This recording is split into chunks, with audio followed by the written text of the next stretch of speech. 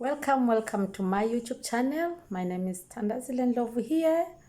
We are starting all over again. We're meeting again on the highway of holiness where love is found and talk about love. You talk about the highway of holiness. On relationships, we are still on our relationships topic where we see and we cover quite a variety of relationships. When we're talking of relationships, what are we talking about? Everybody, when you shout relationship, they think of love. We forget that, when we talk of relationships, there are good relationships and there are bad relationships. But because we are people who were created to love, who were created to share our intimacy with each other, whether it's your mother, your brother, your father, your sister, your sibling, or whoever, we were created to share love. So when we talk of relationships, every heart jumps because we'll be thinking of love. Let me read a scripture here about love.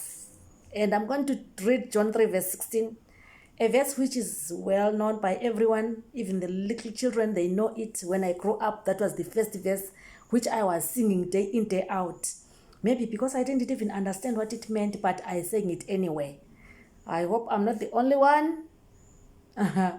Maybe you too were singing the same song, but without any understanding what we were singing about. Anyway, let me read a scripture on John 3 verse 16. For God so loved the world that he gave his only begotten Son, that whosoever believeth in him should not perish but have everlasting life. For God sent not his Son into the world to condemn the world, but that the world through him might be saved. This is John 3 verse 16 and 17. For God so loved. Let us see the word loved or love or loving or whatever. So here we see that for God so loved the world, and God is the only one who can show us what love is. So today I'm going to talk about love on our relationships. What love is. If we understand what love is, if we have got any discernment of what love is, are we defining it correctly, or we are just singing the song which we still do not understand? When you talk of relationships, like I've just said, all of us, maybe 99.9% of us on this world, when you say, I'm going to talk about relationships, every heart skips because we'll be talking love. We don't think of any negativity in relationships. But alas, this is a topic, love is a topic which captivates everyone from generation to generation. It has moved from one generation to another.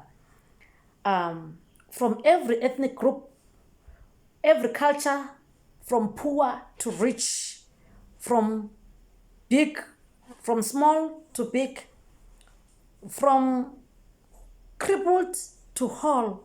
So love is a word which captivates every human being. It has mapped the human genome, that is love. We are mapped by love. Humanity is made by love. But the unfortunate thing, love remains a mystery. Nobody truly understands what love is. It is a mystery. Science can't explain it. Science cannot explain what love is. Mathematics cannot predict it. It's just love. No one can calculate love, how much it is worthy. How much it is worth. It is priceless. Scientists can do all their, experiments, but I have never heard of any scientist experimenting on what love is, or how to make love, or the nature of love. Because if we still look at water, water is CO2. But can you tell me the symbol of love? Yeah, every heart longs and yearns for love. Every heart yearns and longs for love. Even though we cannot calculate it, even though scientists cannot explain it, even though maybe we do not understand it, but each and every heart, because it's in our genome, every heart, yearns every time, every minute, yearns for love. No one can describe it, but we yearn for it anyway, So here we are, when we are starved of love, our hearts break. When we are betrayed in love, our hearts break, and misery is our daily bread. Hatred, bitterness. You can think of all negativity. All this negativity comes after we are deprived or, cheated of love. So when we talk of relationship, basically, really, truly speaking, that's why our hearts jump when we talk of relationship, because we only long for good relationship, nice relationship, love, embedded on love, nothing else. We did not even think that there is other side of the coin, which is relationship, but which are bad relationships. And nobody in their entire life will love or will embrace bad relationships. So, our problem now as humanity, is inability to keep love. Why are we unable to keep love? Is it because we do not understand it, or we do not discern what love is? Because you find that I say I love somebody, but I talk ill about them. I don't wish good for them. I gossip them. In my little closet, in my heart there by the corner, I hate them. So love is not in its entirety in our hearts. We are unable to keep love. Sometimes in a relationship, maybe husband-wife relationship, we are going to touch that in length. Husband-wife relationship, when they make their vows there, it will be so nice, and a welcomed event, which really marks the beginning of another era between two hearts which would have locked horns together. But as time goes on, or on its onset, already you find with another spouse maybe is cheating on another one, is not being faithful from the word go. So what is love?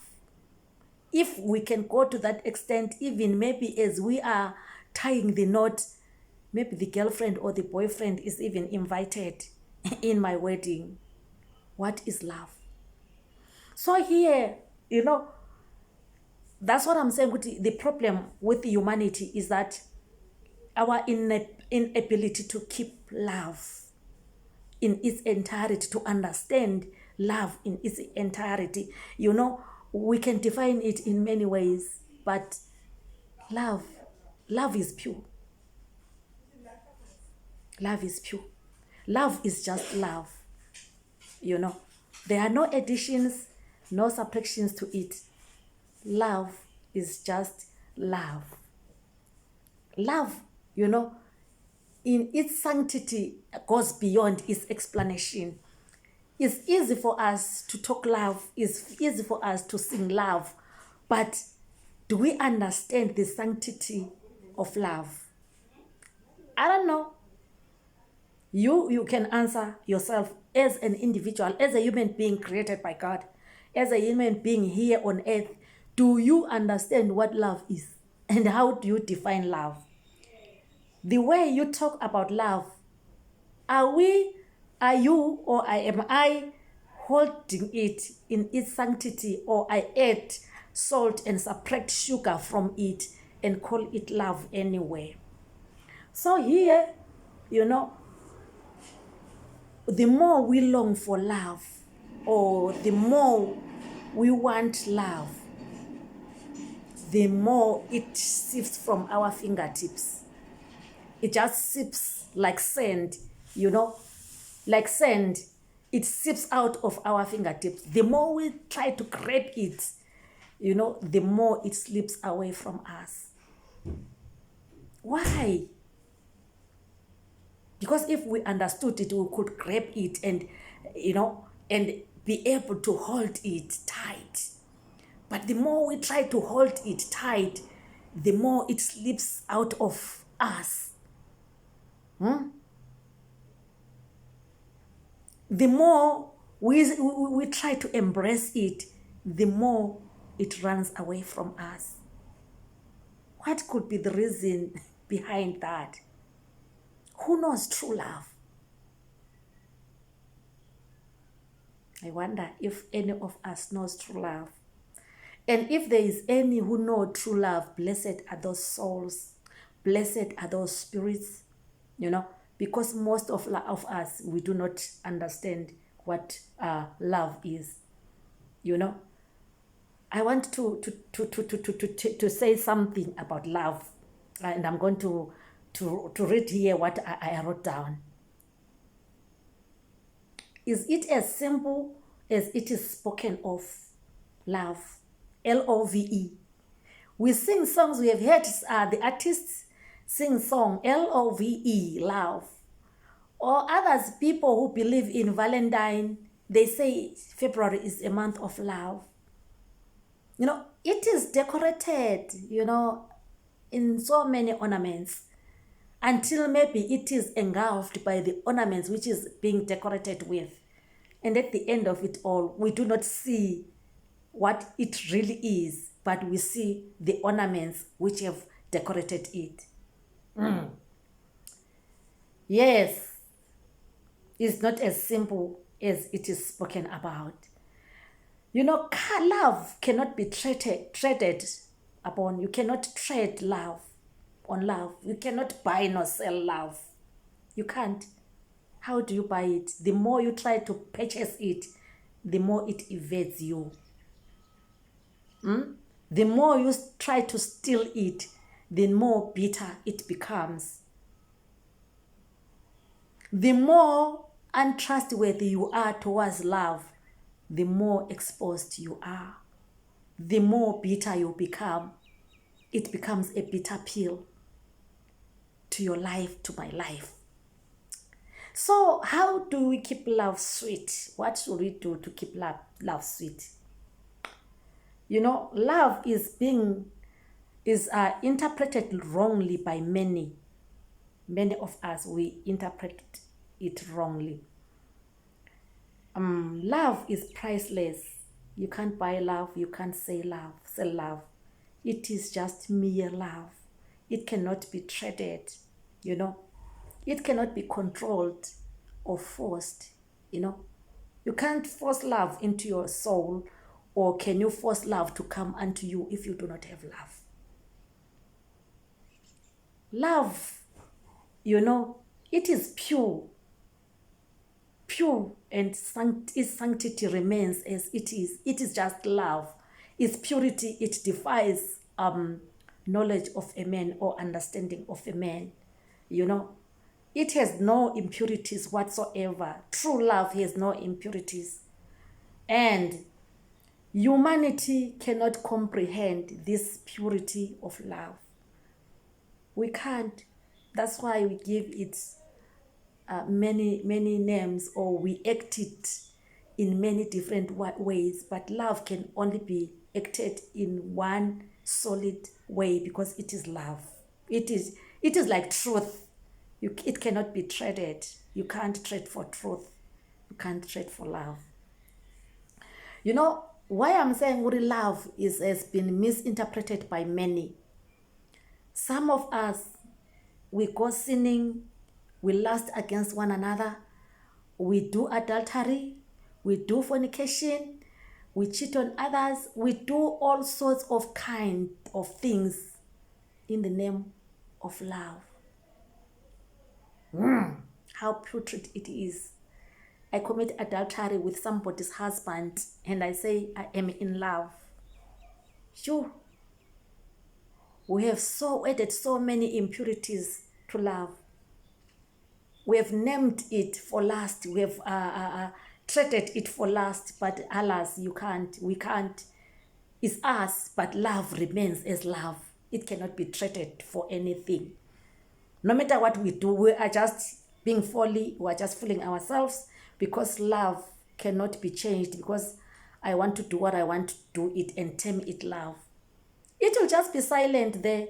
It won't defend itself because it knows that it is love and cannot be defended. Even if you can call it lust as love, it will just be quiet there because it knows what its name is, its characteristics. It knows. So there's no need for it to defend itself. True love can never be manipulated. No, can you manipulate love? It can't be manipulated. Neither can it be manipulative. Some people are being manipulated in the name of love. But let me tell you, love is not manipulative. Neither can you manipulate love for lust. Love remains constant. There are very few people who find true love on earth here because as humanity, we are born deprived of love through the Adamic fall. Although that nature is still overcovered by the sinful nature, but it is there somewhere because the image of God that we were created in his image will still be lurking, lurking, somewhere in us. That's why we could, even as we are young, we would know the difference between good and evil. And when I'm doing evil, I'll try to, hide, myself. Or even if at a young, tender age, when a child is doing something which is not love, which is something else, they will, they will shrink, they will do it, but they won't be as free as possible. So there are so many people who can find love. So I've got 3 or 4 questions for us here. Having said all this, how can one find true love? Number 1, can we know love apart from God? That's question number 2. Where does true love originate from? Number 3, who is the author of love? How can it be held intact without it degenerating or slipping out of our hearts, our hands, our being? I do not know. Let us leave comments. Let us talk about love, how we understand love. So, who is the originator of true love? Or who is the originator of LOVE? If you say you LOVE me, what do you mean exactly? What is the characteristic of LOVE? Please, we are continuing about relationships in the highway of holiness. So we are talking about love in relationships. We are going to go deeper, but before we could go deeper, as you understood my story, I understand myself now. I do. So hence, I want us to understand ourselves also. Again, look at yourself in the mirror. Ask yourself what love is. Where does it originate from? What is its characteristics? And how can we keep love intact in its purity and its sanctity as love without having additives on it? Thank you for watching. I will meet you in my next video. Please subscribe to my video and like it.